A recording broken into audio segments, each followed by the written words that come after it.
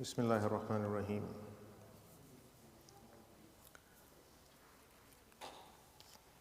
Today, inshallah, we will continue from last week, and it was regarding the collective advice or strategy for Muslims.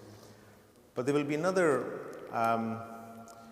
exercise today, and the topic of that is our spiritual domain. Who wants to be a Muslim? So that will also be discussed, and I got some handouts. So when the time comes, I'll give you the hand. There are not many, but I'm sure we can share them. So alhamdulillah, nahmaduhu wa nasta'inu wa nastaghfiruhu wa natawakkalu wa nusni ilayh.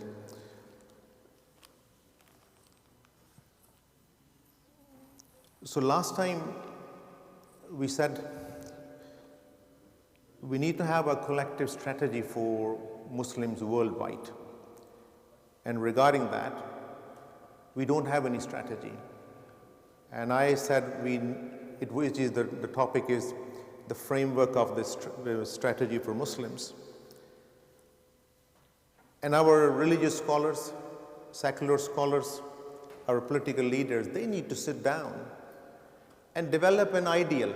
Fine, it might not be implementable, but when people and the nations are in trouble, they do have protocols. So this is to do with the protocols all over the world where there are Muslim majority countries or they're living as a minority in the Western countries. So we did something, and what is the aim? The aim of this exercise will be to defend your life, because our lives are endangered in the world. We are like endangered species. 30-40 million people have been murdered and massacred over a period of 30-40 years. And it is the protection of your life, protection of your honor, and honor also means your power, and the protection of your wealth, and the wealth also means the resources of the Muslim countries. Another aim of this global development of collective strategy, if our scholars sit down and produce something for the masses, because we are all confused. We do not know what to do. And another one will be to regain the honor in the sight of Allah subhanahu wa ta'ala. When Muslims or the people of the book in the past, when they were not obedient to Allah, so obviously Allah, they had difficulties. And same thing is happening with the Muslims. Our education level is low, our morality has a problem, and we have a disunity. So that's why this is important. So these are the aims. In terms of, last time we did the family domain, what should we do in the family? What should we do in the social domain? So today we will just spend very little time on the institutions, and then we go back to our spiritual domain, which will be the main part. By institute, I mean that we deal with the institutes all the times. The government institutes, the private institutes, the healthcare, police, law and order, and airport security, and many other institutes we're dealing on a daily basis. So we have a relationship with these institutes, and we need to teach our children from very early on that they need to comply and cooperate. So whichever country you're living, even you're living in a secular country, we have to abide by the laws. It is important that we engage with the government institutes. So there are rules of engagement who make policy. And the first rule of engagement is that people have to show their presence. There is a seat for Muslims in every policy, every country, in every democratic functioning country. There is a seat for Muslims which is not always occupied. So the first thing is we have to engage with the governmental institutes who make policies, and we have to show our presence. And once you are present, you have to respect them and show your credibility, and inshallah it will work. And then once you do go there 2-3 times, you will be accepted. People will begin to accept you because they will not be frightened of you, that you're still a human being. And finally, what is the ultimate aim of attending the policy-making institutes is to influence the policy.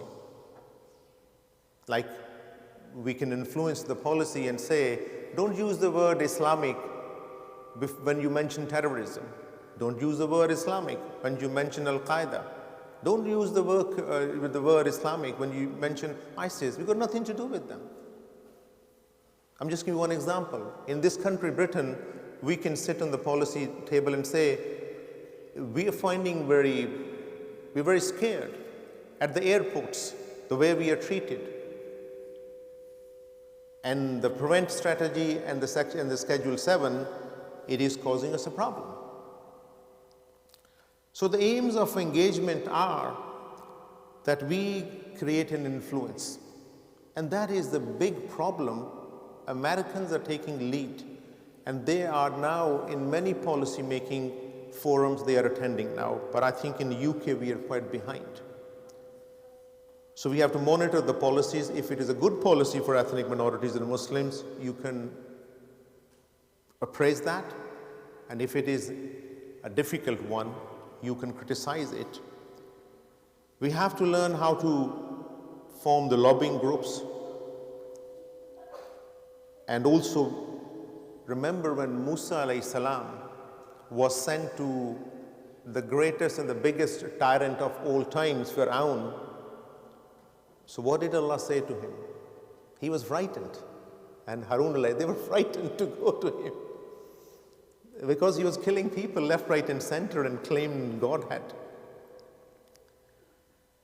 Allah said to Musa alayhi salam, no, you go to him. Your job is, even though he is a zalim insan, oppressor, you go and say to him, فَقُولَ لَهُ قَوْلَ لَيِّنَا لَعَلَّهُ يَتَذَكَّرُ أَوْ يَخْشَى. It's very simple. You say to him in a polite words that you are doing a zulm. That's it. Nothing more than that.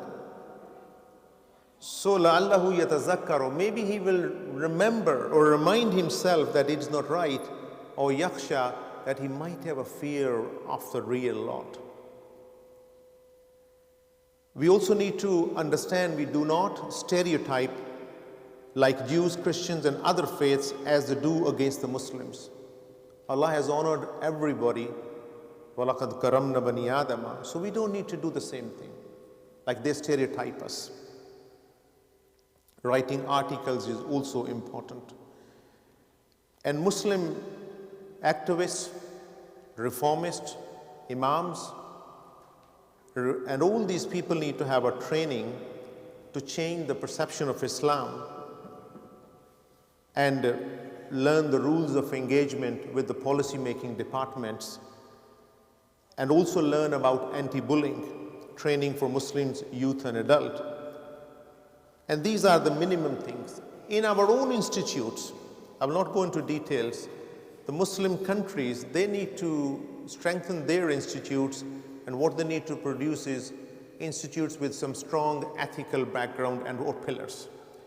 They need to make a provision for the youngsters, youth of the whole Muslim world, to produce the leaders.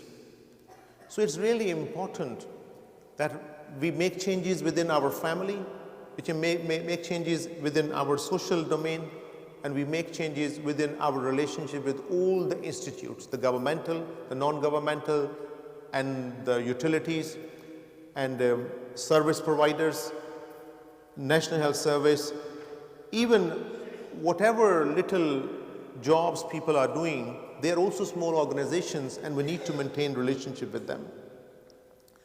We have to, I think, beg our Muslim leaders and countries to revive our educational institutes and revive our political institutes and make a provision where the political leaders can be produced.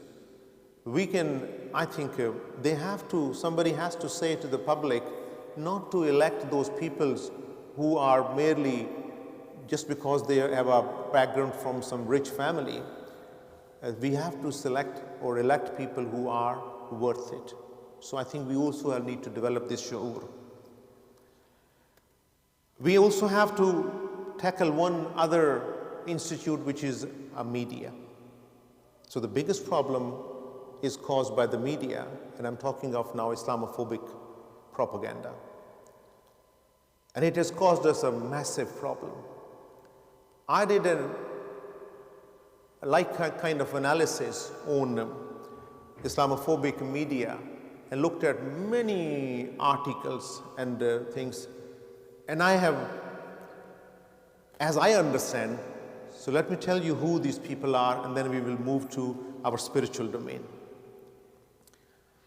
I found 10 types of groups who are active in Islamophobic propaganda. One group I call is imperialists. They are the pure white supremacists amongst the Jews and the Zionist Jews and Christians and now Hindus in India and the Buddhists in Burma and some of the Buddhists in Sri Lanka. So they claim to be imperialists and superior than other human beings or races or religion. That's one group. The second group I found, I call them hatred specialists. These are the people, mainly media anchors or people of double standard, and they generate hatred and mistrust against the Muslim. That's it. The third group I found, I call them propaganda specialists. They also have, sadly, no conscience and will do anything for the money. They are the mouthpieces for the governments to give them political advantage. The fourth group I found a very dangerous one. They were the academia, the academics, who were writing articles and books and false fake research, participate in TV and debates and forums, actually to further polish their skills of lying, as simple as that. The fifth group I found were also very dangerous. I call them warmongers and the scaremongers.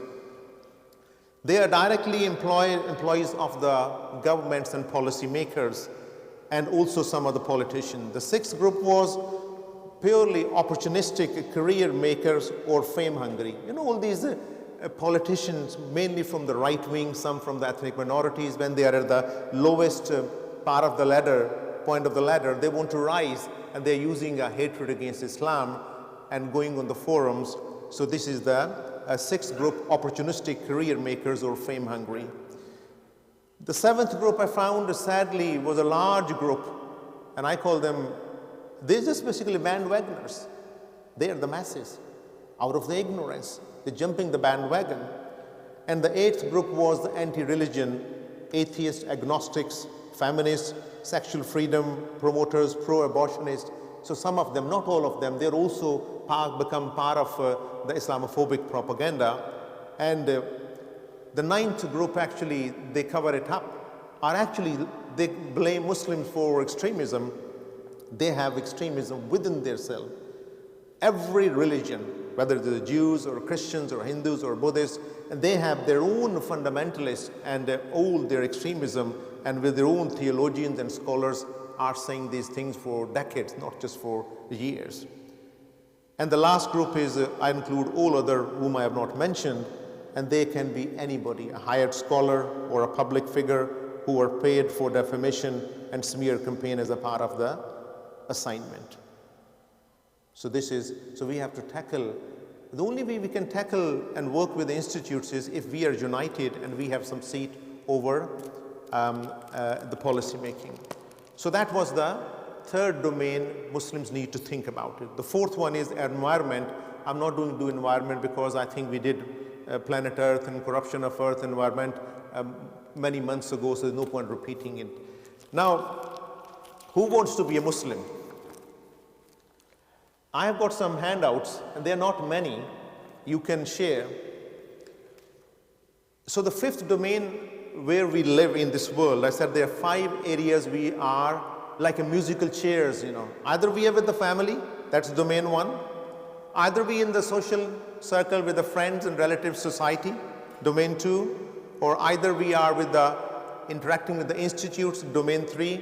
And the fourth one is the environment, And the fifth one is our spirituality, because then we are in the masjid, we are at home, we are praying, we are fasting, we're going for Umrah, for Hajj. So now today we need to look at that, the final domain, who wants to be a Muslim? And I will remind myself, yourself, and people, if there's any YouTube video, to just re-look at that. Are we doing the minimum or not? So I looked at the Quran and the life of the Prophet Muhammad ﷺ and just came up with some 30 points checklist. So we have to go through the checklist today, that rather than sort of, who wants to be a millionaire, who wants to be this, that, another, who wants to be a celebrity, let's find out who wants to be a Muslim. Before I go through the list, simple list, and it's almost impossible not to agree with it. But what I observed, sadly, the earlier generations of scholars, when I looked at their life history and our rule for 1,000 years of the world, I found the Islamic scholars, they understood the Quran in Islam as a source of knowledge, sincerity, justice, and freedom and honor for people. When I find the modern, in the last 30, 60, 70 or 100 years of the scholars, and especially with the media now at your fingertips, I'm finding that not all of them, but many amongst the current generations of scholars, they understand Quran and Islam as a source of fame, income, sectarianism, and control of masses. They're forming their own groups, own followers, own clicks and likes, and they're very happy with that. But I don't think it's solving any problem, because the confusion increases.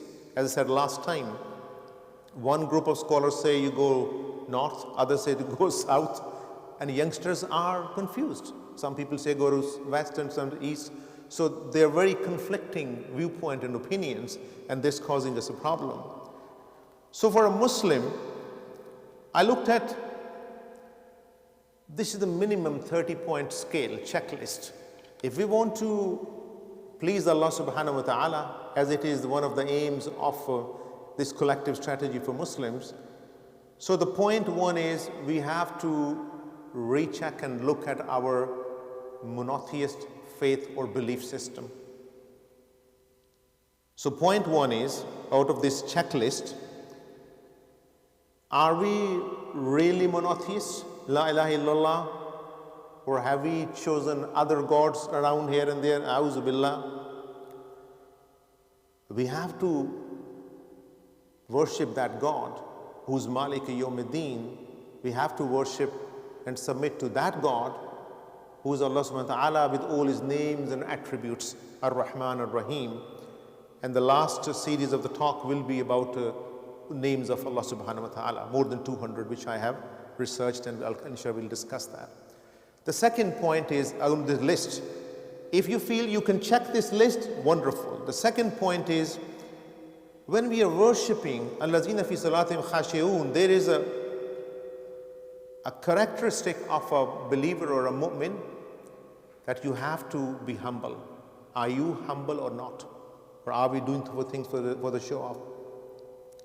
The third point is, in our system, belief system, is we have to remain in the protection of Allah subhanahu wa ta'ala, and that is we call ista'aza, or like fasta'iz billah, come in the protection of Allah. So do we believe that we are in the protection of Allah?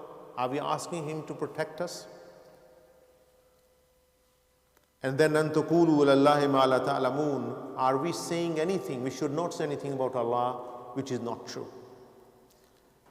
Then we move on to the point number 5, which is about our Prophet Muhammad sallallahu alaihi wasallam. So are we accepting him as uswa hasana, the best example? Do we agree khuluqun azim, that his character was the highest and sublime one, and we follow him? And do we follow his sunnah, atiullah, atiur rasul, allakum turhamun? This is the point number 5. Then we move on to the family side, and we need to check our Islam and our I'm saying, let's check our Islam. Let's check our belief system. The next point is, our family, we always have difficulties between husband and wife, children and parents and siblings, and there are many disputes.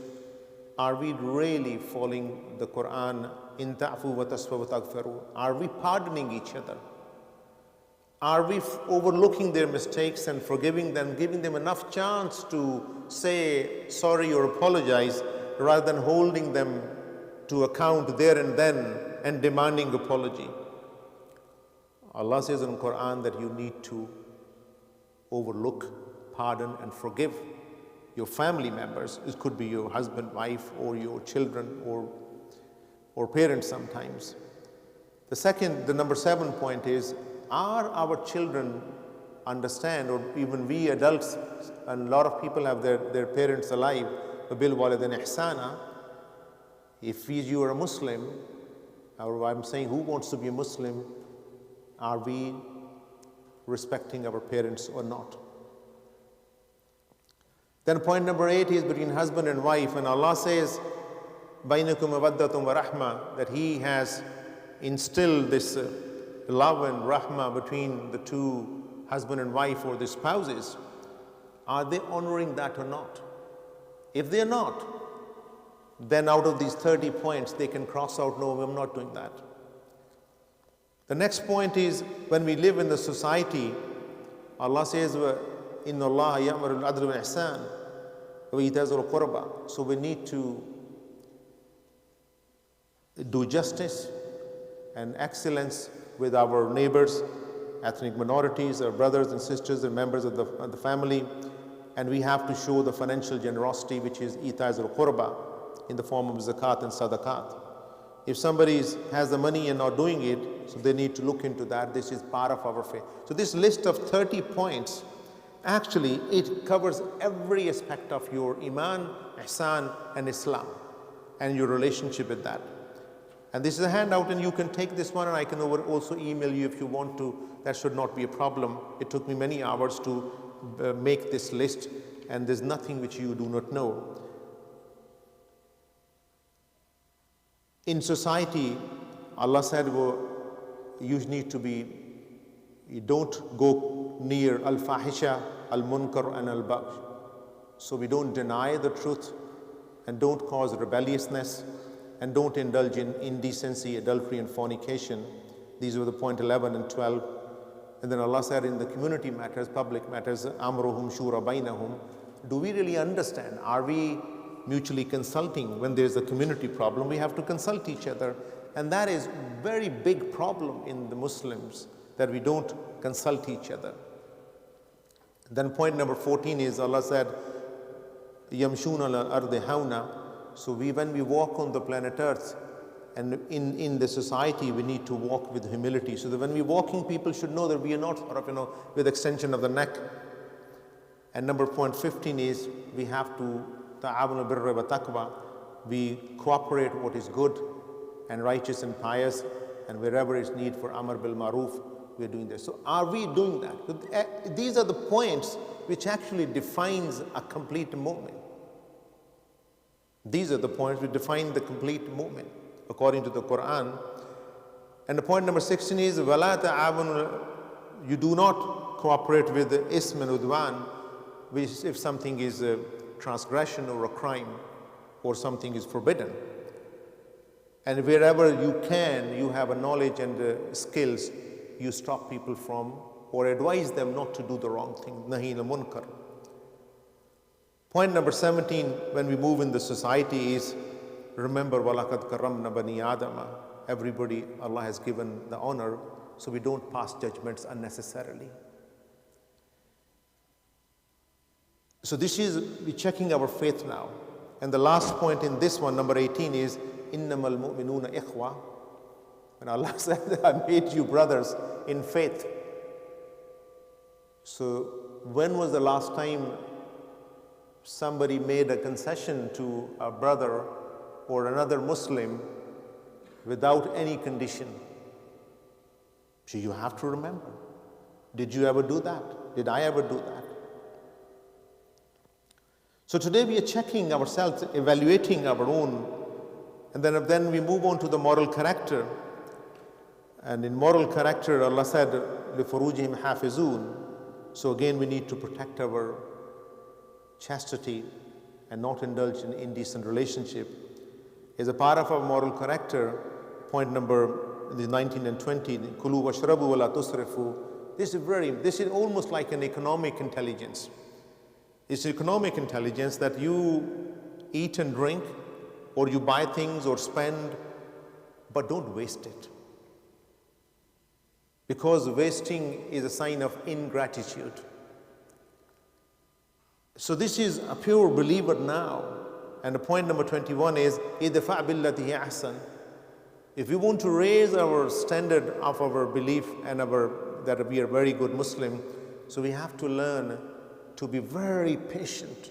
Only then it will happen. إِدْفَعْ بِالَّتِي هِيَ أَحْسَنُ. If somebody is causing you a problem, you don't cause them a problem. Whatever you return them, it should be better than that. That means either you don't, you say, إِذَا خَاتَمُهُ الْجَاهِلُونَ قَالُوا سَلَامًا, or you don't harm and hurt them. Give them a chance to rectify and realize. And Allah did say in Quran, إِدْفَعْ بِالَّتِي هِيَ أَحْسَنُ فَإِذَا الَّذِي بَيْنَكَ وَبَيْنَهُ عَدَاوَةٌ كَأَنَّهُ وَلِيٌّ حَمِيمٌ. That person will become your friend. Then Allah said, وَمَا يُلَقَّاهَا إِلَّا الَّذِينَ صَبَرُوا. But you will not be able to do it. Why? Unless and until you have true patience. إِلَّا الَّذِينَ صَبَرُوا. So patience is actually the jewel of a believer. The patience is a sabr, and the gratitude, a shukr. These are the jewels actually of the believer. Point number 22, only up to 30, almost finishing. Allah said in terms of moral character, وَالَّذِينَ هُمْ عَنِ اللَّغْوِ مُعْرِضُونَ. This is a very hard one these days. If you're a true believer, this is one of the verses of Surah Al-Mu'minun, which is Surah number 23, and opening 10 or 11 verses. Allah said the believers are those who avoid vain, empty sort of talk, which includes ghiba, namima, slandering, backbiting, gossiping, an unnecessary sort of discussion which have no meaning, and you're spending your time because already 20, 30, 40 hours are spent on social media, another sort of 40 hours in a week are spent in sleeping, or 50 hours, and another sort of 10 hours in bathroom, and another 6 hours in eating and drinking. Whatever little time is left, we are wasting in these things. So وَالَّذِينَ هُمْ عَنِ اللَّغْوِ مُعْرِضُونَ. Those people, Allah said that this is a sign of a believer. And then it's also a sign of a believer that وَالَّذِينَ هُمْ لِأَمَانَاتِهِمْ وَعَهْدِهِمْ رَاعُونَ. So who honor their promises and covenants. Point number 24 is, men and women, you lower your voice and you lower your eyes. So وَغْضُضْ مِنْ صَوْتِكَ and يَغْضُضْ مِنْ أَبْصَارِهِنَّ for women, and for men, different Arabic words. So we have to lower our voice and lower our gaze when we look at something which is indecent. So who wants to be a Muslim or a believer? Here is a checklist. And the final point in the moral character is فَلَا تَزَكُّوا أَنفُسَكُمْ وَعَلَمَ بِمَنِ اتَّقَى. This is another problem. People self-certify or sanctify themselves that I am the one who's purified. Allah said, don't do that. At one point in Surah An-Nisa, I think it's verse 49, Allah says, Bismillah ar-Rahman ar-Rahim, أَلَمْ تَرَ الَّذِينَ يَزَكُّونَ أَنفُسَهُمْ. Have you not seen that person who claims that I am purified? I have a tazkiyatun nafs. Main paak saaf ho gaya hu. I'm done. Allah said, no, balillahu yuzakki man yasha. No. Don't say that. Never. Allah will give you purification or tazkiyah of nafs. Allah will help you if you are following these commandments. وَلَا يَظْلَمُونَ فَتِيلًا. Allah do not do any harm to His servants. If you are a real believer as I said last time, there are secrets of learning in the Quran. I mentioned that last time. So the next is point 26. Allah has said so many times, almost more than 1,000 times, it is about the knowledge, you see. So we have to seek knowledge.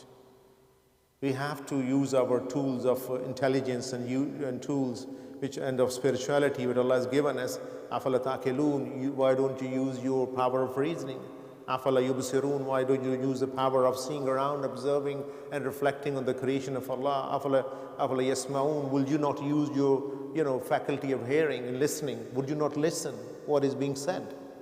And so forth. Wala taqfu ma laysa laka bi'ilm, do not say anything without knowledge.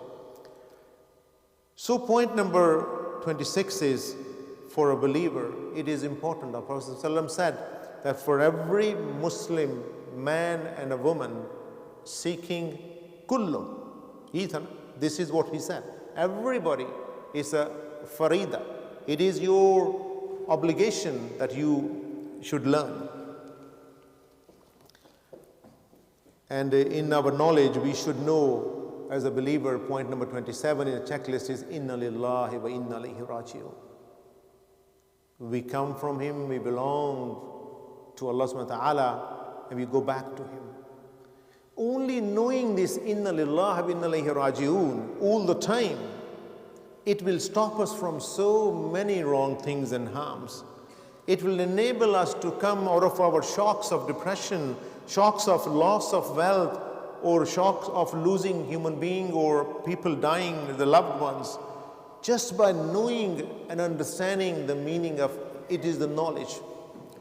And the point number 28 is Suratul Asr, وَتَوَاصُوا بِالْحَقِّ وَتَوَاصُوا بِالصَّبْرِ. We have to know that we are supposed to, it is obligatory to promote what is truth, what is haqq, and also practice and promote and preach patience. وَتَوَاصُوا بِالصَّبْرِ. In our knowledge, point number 29 is إِنَّ الشَّيْطَانَ لَكُمْ عَدُوٌّ فَاتَّخِذُوهُ عَدُوًّا. Or in other places Allah has mentioned that فَلَا تَتَّبِعُوا خُطُوَاتِ الشَّيْطَانِ إِنَّهُ لَكُمْ عَدُوٌّ مُبِينٌ. So it is part of our knowledge to understand the profile and psychology and the tricks and the conspiracies of the devil, Shaitan, Iblis. And the final point, number 30 in this checklist is, it is about the environment. I've covered the knowledge side, the moral character side, the social side, and the family side, and the status of the Prophet ﷺ, and also the monotheist belief system, the pillars. And the final point is, وَأَقِيمُوا الْوَزْنَ بِالْقِسْطِ وَلَا تُخْسِرُوا فِي الْمِيزَانِ. This is one of the verses of Surah Ar-Rahman. Then Allah said, I have created all this balance. Everything is in balance. Don't transgress. Whether it's in your own life, whether it's in your relationship, whether it's against the plants or animals or planet Earth, whatever it is with you, the balance is your fitrah. Don't transgress. And with the environment, it is the balance of Allah has created all the physical laws, the chemical laws, the biological laws, geological laws, about the waters and the seas and the plants and the earths and the animals and everything. So we have corrupted the mother planet Earth because of industrialization and so on and so forth. You're already aware of that. So that is all for this collective strategy. And the final was, who wants to be a Muslim? So I have picked up the most essential points, 30 points. If that list is pinned on the wall of the homes, and we review that once a week or once a fortnight, even once in 6 months, and check that, where do you stand?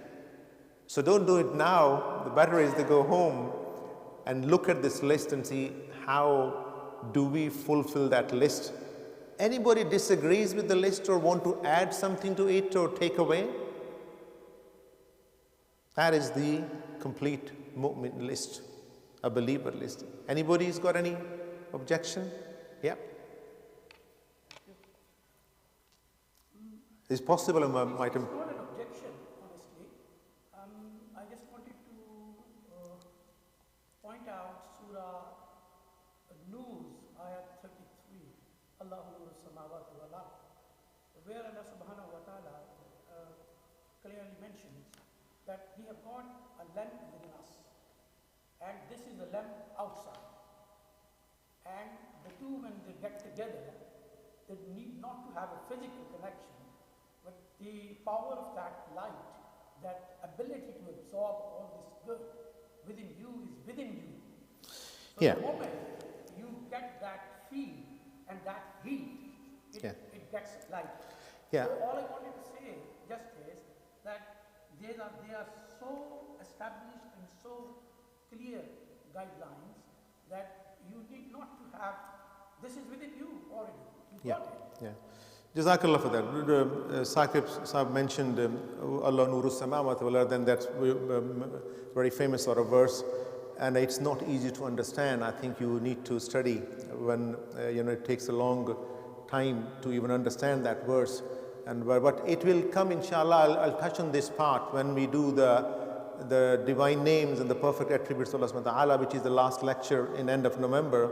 And I have sort of put that as a Allah Nuru Samawati wal Ard, Nurun la Nur. We will do that. So this is, Allah is light, Allah is guidance, Islam is light, Islam is guidance. Prophet ﷺ, whatever he said was also a lighter guidance, and bring that. And the name of the Quran is also Nurun Mubin, and this is the Nur, and Nur is something which we need to understand in the proper context. Jazakallah khair. So I summarize that this is a simple list. I'm not expecting anybody to memorize it, but take home and look at it, reflect on it, and if anything can be improved or added or deleted, you can tell me. So the aim of these two lectures was to summarize that we have aims of collective strategy. Let's summarize in 5 minutes and finish and go home then. Our aim is to do this, produce even a theoretical ideal. There's no restriction in Islam or Sharia or fiqh that we can come with the ideals. So this is collective strategy, like at least theoretically producing an ideal at a family level and a social level and our institute level and a spiritual level. So aim is to defend our honor, our life, our wealth, our power, our resources in Muslim countries, and also in where we are facing uphill challenges in America and Europe after 9/11 especially. Point 2, collectiveness is loved by Allah, and that is almost a guarantee to succeed. So if we are being split, not by the colonialist divide and rule or divide and conquer, but within from our own ranks, people split us, we have no chance. But at least you and me can say on the Day of Judgment, Ya Allah, from this day onwards, I will try to be part of the group and collective and part of the solution, not part of the problem. We can do a lot of protests, but actually contributing towards the societies, towards the people is also important, and only then people will allow us to sit on the seats of the policy making forums where we can influence the decision making.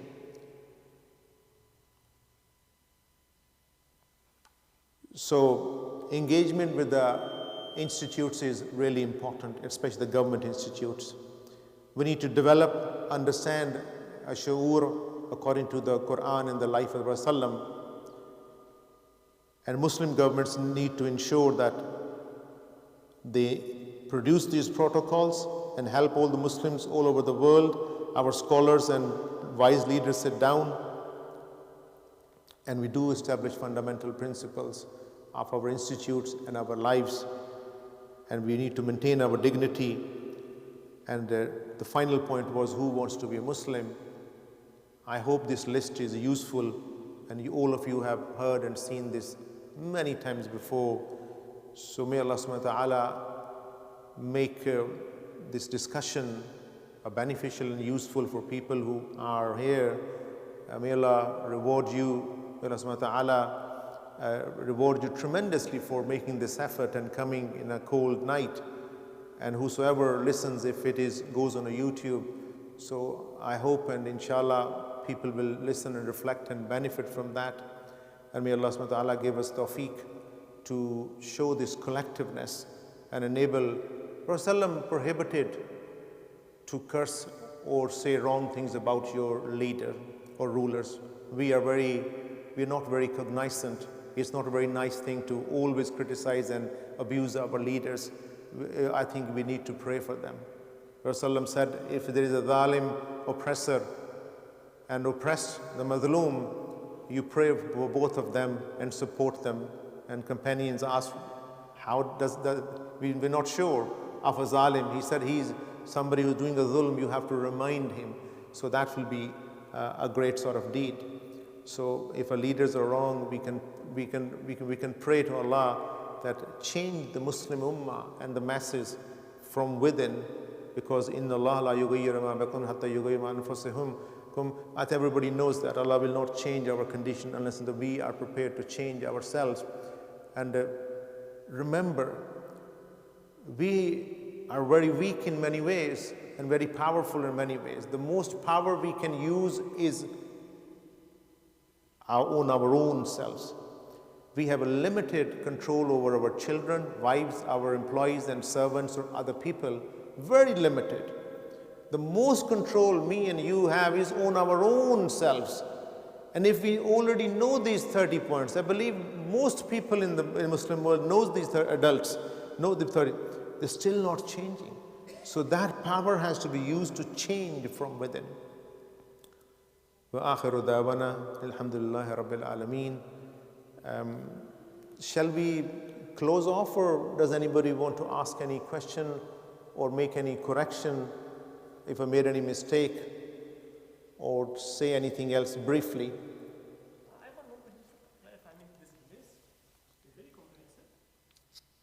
What I'm assuming is this is like, the ultimate height of what one would be able to achieve. Because my case of English is how this list is too difficult. Okay. What's your name? Suleiman. The young man is saying this list. He's not to use the word idealistic, but what probably you imply is idealistic, and it is a very high standard of faith and moral character, and it will be possibly difficult for people to act on it completely. You are right. Allah subhanahu wa ta'ala has made all these guidelines, and the guidelines people have to strive. All what Allah is looking is our hearts, if they contain a good intention or sincerity, and our effort based on our understanding and our circumstances. It might be true not to achieve that ideal level which our prophets of Allah achieved and the companions of the Prophet, they achieved, and radiyallahu anhum wa radu an, that Allah was pleased with them and they were pleased with Allah subhanahu wa ta'ala. What we need to do is at least look at that. Even we feel in awe of this list, but I'm sure we can do some of it. So do as much as you can, but sincerity is important. And I know it's difficult to reach that level, but there's a blessing in Allah subhanahu wa ta'ala has mentioned in Surah Taghabun, فَاتَّقُوا اللَّهَ مَسْتَطَعْتُمْ وَاسْمَعُوا وَأَطِيعُوا. There's one beautiful verse that if you feel you have a difficulty to perform the very high standards set by Allah subhanahu wa ta'ala, Allah said, فَاتَّقُوا اللَّهَ مَسْتَطَعْتُمْ وَاسْمَعُوا وَأَطِيعُوا. Do whatever you can, what is in your capacity, your intellectual capacity, your physical capacity, the time capacity, and in your busyness with other things, and you are responsible for your mother or other people, and do whatever you can do with sincerity, and listen to the good talk or good sort of information. وَاسْمَعُوا وَأَطِيعُوا. And in your heart, we need to inculcate that subservience, ubudiyya, that Allah is with me, and Ya Allah, if you are with me, doesn't matter what happens, I'm not really worried about that. But yes, we can try. Why not? There's things of patience we can try. 5 times salah we can try. We believe in Allah, the monotheist, the top part, La ilaha illallah, that we can try. So out of 30, I believe maybe 15 to 20 might not be very difficult. but other 10, and especially in terms of the moral character and forgiving other people, and also our family member, ta'fu wa tasfu taghfiru, pardoning them, overlooking and forgiving. So there are difficult parts, but we need to train ourselves. While we are here, the test is to train your soul. What is tazkiyah? If you ask me in 3 words, it is training of your soul, of your nafs, because the nafs can become rebellious. We have this satanic ego, nafs shaitaniya, which will encourage us to do devilish things. We have nafs shahwaniya, which will force us and suck us into that attractive sort of shahwat. We have nafs ghadabiya, which is the soul, that part of the nafs or soul, which makes us angry and rebellious and arrogant. So it is a training. If we do not know what our nafs is, if we do not have a ma'rifatun nafs, our own self, it will be difficult to even look at rectifying it. So at the end of the day, it is about knowing things. And we only know things if we work hard and go and sit with the people of the knowledge, or read ourselves and spend time and not give that time to somebody else whom should not be given. I mean social media or movies or TV dramas or whatever it is. People spending so much of time. Where else would the time come from? People say, I don't have a time. Children say, I don't have a time, I'm busy. Well, what are you doing? So we do have a time. But it's a very good question, but don't worry about that. Our devil within ourselves can actually make us pessimistic and depressed and say, you can't do it. It is too difficult. We say, La hawla wa la quwwata illa billahi al-azim. Na'udhu billahi minash shaitan. This is one of the points. Fasta'iz billah, come in the protection of Allah. Wa imma yanzaghannaka minash shaitani nazghun fasta'iz billah, innahu huwas samiul alim. Another place, innahu huwas samiul alim. This is the most beautiful 2 verses in Surah Al-Araf, and one in Surah, I think, As-Saf. Very similar verses. If anything negative, pessimistic, or doubtful, or with the zan, or conjecture, or speculation, or putting us down, I can't do is imma yanzaghannaka minash shaitan. Anything comes to your mind, fasta'iz billah, you say, this is not right. Where does it come from? So negative, so pessimistic. It must be from the shaitan. Fasta'iz billah, I come in the protection of Allah subhanahu wa ta'ala and say, Ya Allah, remove this from me. We pray to Allah. A'udhu billahi minash shaitanir rajim. You can pray falak and nas. And innahu huwas samiun alim. He listens and hears. Shall we close off now? I just wanted to add one point to continuation what you just have said. Obviously, what our brother has pointed out, tazkiyah is the journey. And Al-Quran is very clear, this journey is split into 2 parts. It doesn't end with the end of this life. It will continue in Jannah. In this life, your journey will qualify you to continue this tazkiyah in Jannah. And this is where you will become the image of God, and you will inculcate and culture all those divine attributes within yourself. So this is a journey, it's not a destiny. So you keep an effort, intention is value, action is not. Jazakallah. Dr. Jazakallah khair for all your efforts. Alhamdulillah, probably hours and hours of work, producing your talks and the issues. Jazakallah. You mentioned in the first part of your talk about Muslims taking part in policy making. Wherever the forum is available. Not that they might on every place, but there are many places, yeah. I mean, I take from this is like, for example, taking part in local politics, national, international. So basically, like being governor of a school, yeah. So you can actually influence the school's policies regarding different things, yeah. I know a few people, youngsters, deliberately oppose this, basically, especially living in like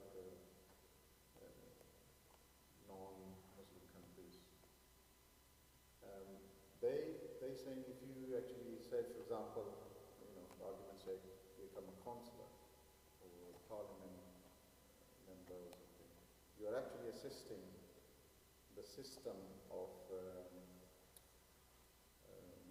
should say, taghut or kufr, basically. Yeah?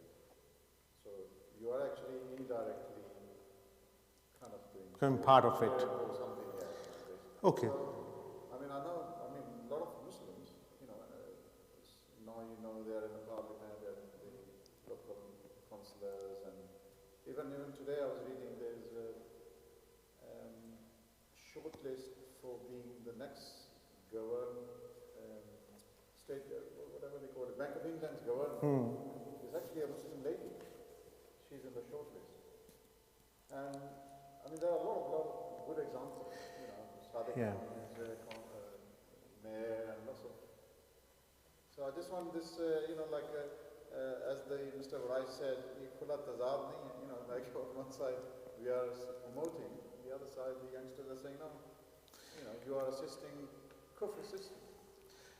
Okay, all right. I think this is a very, very good point and question, and also a dilemma that some people, I'm sure not all the young people, that they don't want to participate in the government policies or other, like become an MP or other sort of, government departments. They're saying they will become part of the system, and the system is very, very secular and capitalistic, and it has got very many things which are against the Sharia. So this is the question. Look, there will always be 2-3 viewpoints with the scholars and people who understand. While living in a non-Muslim country and as a minority, it doesn't make any sense that we're not part of the system or part of the policy making. Sometimes, somewhere, it will benefit you. And there are so many examples given that, for example, this has been agreed now in some policy making in America, for example, that they will not use the word Islamic. On principle, they have agreed before Al-Qaeda or ISIS or terrorism, but the media might not stop. But it will be recognized. Prophet ﷺ, just take example of our beloved Prophet ﷺ.